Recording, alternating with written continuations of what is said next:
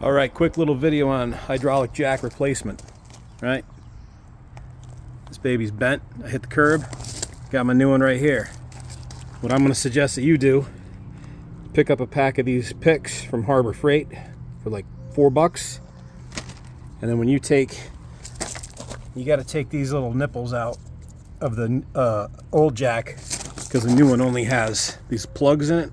What I'm going to recommend is pull off the O-ring from your new plug, because that's a brand new O-ring, right? Your old O-ring, I mean, mine's from 2016. It's 2023. Swap the O-rings while it's all apart. Pretty simple to get the jack off. I think it's a 9/16 inch box wrench to unhook your hydraulic lines. Just make sure you pay attention to which lines go where. For mine, the black lines are on this side and the orange lines are in the back. So make sure you label them. And then you got 6 3/4 inch bolts holding the jack onto the trailer. And take note of what holes you're going to be using.